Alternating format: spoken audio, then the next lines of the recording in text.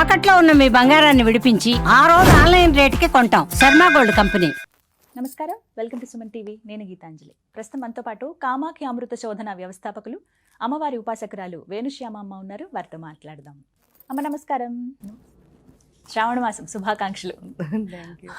మహిళలందరూ ఎంతో ఇదిగా ఎదురు చూస్తూ ఉంటారు, ఎప్పుడెప్పుడు వస్తుందా అమ్మవారికి, ఎప్పుడు పూజించుకున్నాను. ఎప్పుడు పూజించుకోవచ్చు, కానీ ఈ మాసం అనగానే గుర్తొచ్చేది మహాలక్ష్మి అమ్మవారు ప్రత్యేకంగా, అలాగే గౌరీ అమ్మవారు. వరలక్ష్మి వ్రతాలపైన ఎన్నో సందేహాలు ఉంటాయమ్మా.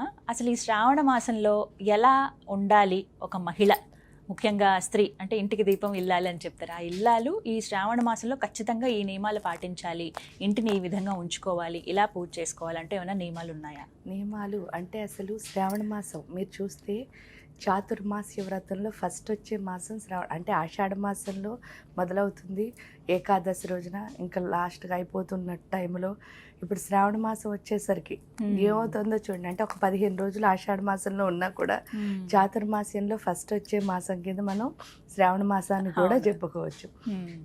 మళ్ళీ లాస్ట్ వచ్చే మాసం మనం చూసుకున్నప్పుడు కార్తీక మాసం అవుతుంది చూసారా. చూసినప్పుడు ఇక్కడ ఏంటి అంటే ఇక్కడ లక్ష్మీదేవిని గౌరీదేవిని పూజిస్తున్నాం. ఫైనల్గా ఎవరిలో కలుస్తున్నాము అని అన్నప్పుడు మహావిష్ణువు శివయ్యలో కలుస్తున్నాం. అంటే లక్ష్మి విష్ణుమూర్తి యొక్క శక్తి, ఇక్కడ వచ్చేసరికి గౌరీ శివుడి యొక్క శక్తి. ఇక్కడ వాళ్ళు చూపించాలనుకున్నది ఏమిటి అని మనం శూన్యమాసం వచ్చేసరికి ఏమిటి అంటే ఆషాఢ మాసంలో మనకెప్పుడు శూన్యము అంటే ఏంటి, ఎంటీనెస్ అని అర్థం. ఆషాఢ మాసం వచ్చేసరికి ఈ 15 రోజుల్లో మనకి ఏం చేస్తున్నారు అంటే సైలెంట్గా ఉండడం నేర్పిస్తున్నారు. ఎందుకు సైలెంట్గా ఉండడం అని మనం ప్రశ్నించుకుంటే ఏ పని చేయాలన్నా సరే ఎక్కువ ఆలోచిస్తే పని అవ్వదు. అంటే సైలెంట్గా ఉండడం నేర్పించి ఏడకు వచ్చేసరికి లక్ష్మి ఏం చేస్తుంది అంటే లక్ష్మి విష్ణువు యొక్క శక్తి, అంటే మనలో ఉన్న మాయలన్నింటినీ తొలగిస్తోంది. ఇంకా లయకారకుడైన శివుడి యొక్క శక్తి గౌరీ అమ్మవారు. ఈవిడ ఏం చేస్తుంది అంటే మనలో ఉత్సాహాన్ని ఇస్తుంది. ఎందుకు అంటే ఆ ఉత్సాహం ఎందుకు ఇవ్వాలి చూసినప్పుడు. ఇక్కడ నియమాలు అన్నదానికంటే ఆత్మ అన్నది ఇంపార్టెంట్. ఎందుకు అంటే లక్ష్మి ఎప్పుడు మీకు వనరులను ఇస్తూ ఉంటుంది, అంటే రీసోర్సులు. ఇవి చాలా రీసోర్సులు వస్తాయి ప్రతిరోజు. ఎందుకంటే చచ్చిపోయే మినిట్ వరకు కూడా లక్ష్మీ అమ్మవారు తన బిడ్డకి ఏం చేస్తూ ఉంటుందిట అంటే ఒక్కొక్క రీసోర్స్ ఏదో ఒకటి, అంటే వాడిని ఎలా అయినా ఎదిగించాలి అన్నదే లక్ష్మీదేవి యొక్క తత్వం. అయ్యేసరికి పార్వతి యొక్క లక్షణం ఏమిటి అంటే ఆ రీసోర్స్ నాదే అని అర్థం చేసుకోవడం మనకి రాకే లైఫ్లో సక్సెస్ అవ్వం. ఎందుకంటే అన్నీ మంది అని తెలియాలంటే మనం అనుకున్నట్టు అది వస్తాయి. ఇప్పుడు సపోజ్ సినిమాకి వెళదాం అనుకున్నారనుకోండి పిల్లలు, వాళ్ళ అమ్మ నాన్న ఎందుకో సినిమాకి వెళ్ళొద్దు అన్నారు, రోజు వెళ్ళమంటారు, ఆ రోజు వద్దమ్మా అని అన్నారు అనుకో. సపోజ్ వెళ్ళొద్దు అనగానే వీళ్ళకి ఏమొచ్చేస్తుంది, కోపం వస్తుంది ఫస్ట్. ఎందుకంటే వీళ్ళు నన్ను ఎందుకు ఆపారు అని చెప్పి.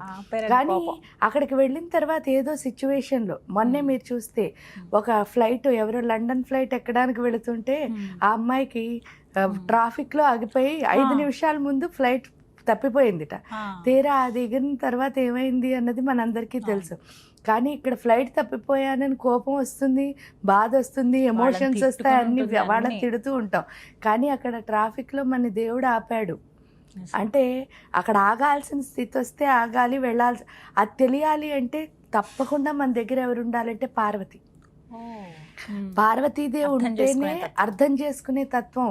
నాకు వచ్చింది ఇది అని అర్థం చేసుకునేది. అప్పుడు మనం ఒక్కొక్కసారి ఏంటంటే చూడండి, చాలా మంది వచ్చి షార్ట్ టెంపర్గా స్పీడ్గా తిట్టి వెళ్ళిపోతారు. కానీ తర్వాత సిచ్యువేషన్ ఏంటి అన్నది వాళ్ళు చెప్పిన తర్వాత అయ్యో ఎందుకు తిట్టానే అంటే ఆ కోపం 1 నిమిషం ఆపుకోగలిగితే సిచ్యువేషన్ని మనం అర్థం చేసుకోగలుగుతాం. అంటే ఈవిడిచ్చిన రీసోర్స్ అర్థం చేసుకోవడం అంటే అలాంటిదే. అది పార్వతి మనకిస్తుంది. ఈ ఇద్దరిని ఈ మాసంలో పెట్టారు. పెట్టి ఏంటి అంటే ఫస్ట్ నాకు వచ్చిన ప్రతి దాన్ని నేను అవగాహన చేసుకునే స్థితి వీళ్ళిద్దరూ ఇచ్చిన తర్వాత భాద్రపద మాసానికి వచ్చేసరికి మీరు చూస్తే వినాయకుడు ఏం చేస్తాడు అంటే సూక్ష్మంగా, అంటే మనం చాలా పెద్దగా, అంటే చూడండి ఒకటి ఏదైనా ఉంది నార్మల్గా ప్రతి మనిషిలోనూ ఉండేవాడిని ఒక రాక్షసుడు ఉంటాడు, వాడి పేరు ఏంటంటే బండాసురుడు. బండాసురుడు అంటే మందబుద్ధి అని అర్థం. అంటే అందరిలోనూ ఉంటుంది కదా. ఆ మందబుద్ధిని సూక్ష్మ బుద్ధి కింద మార్చేవాడే వినాయకుడు. అందుకే మీరు చూస్తే కూడా లలితా సహస్రంలో బండాసురుడు ఫస్ట్ పుట్టగానే ఈవిడేం చేస్తుంది, ఎవరిని మన గణేశుడిని పంపిస్తుంది. గణేశుడిని పంపించి ఒరే వాడికి చెప్పరా నీలో మందబుద్ధి ఉంది, తెలివిగా ఎలా ఆలోచించుకోవాలో చెప్పరా అని అన్నప్పుడు తెలివిగా ఆలోచించడం చెప్పడానికి మొదలు పెడతాడు. మొదలు పెడితే వాడు విన్నాడా? వినకపోయేసరికి వాడి చుట్టూ ఉన్న వాడి తెలివితేటలు ఎవరైతే ధ్వంసం చేస్తున్నారో ఆ సైన్యాన్ని మొత్తాన్ని చంపేసి, అంటే ఏంటి అంటే అక్కర్లేని పిచ్చి పిచ్చి ఆలోచనలు ఏమొస్తున్నాయో వాటన్నిటినీ తీసేశాడు గణపతి. తీసిన తర్వాత వెంటనే ఎవరిని పంపిందో మీరు చూస్తే ఎవరు కరాంగుళిన కోత్పన్న నారాయణ దశాకృతి, అవి చదివి మనం అదే నేర్చుకోవాలి. నిజం చెప్తా అంటే ఈ మాసాల గురించే అందులో ఉంది.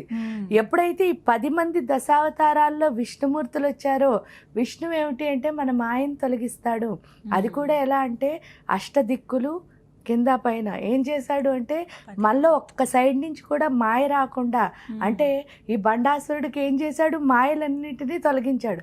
తొలగించిన తర్వాత లాస్ట్లో ఆవిడ ఉపయోగించిన అస్త్రం ఏమిటి అంటే కామేశ్వరాస్త్ర నిర్దగ్ధ సబండాసుర శూన్యక.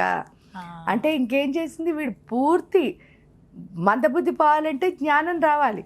అందుకని కామేశ్వరాస్త్రాన్ని ఉపయోగించి వాడి మందబుద్ధిని ఏం చేస్తుంది అక్కడ పోగొట్టింది. అదే ఇక్కడ నేర్చుకుంటున్నాం ఈ చాతుర్మాస్యంలో.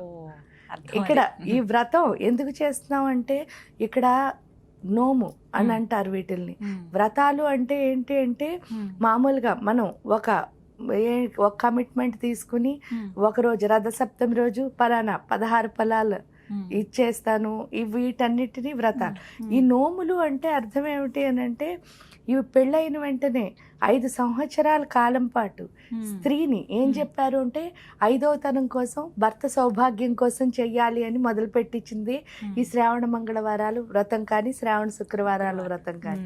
ఇవి ఎందుకు చేయిస్తారు అంటే పెళ్ళైన మొదటి సంవత్సరమే మొదలు పెట్టిస్తారు.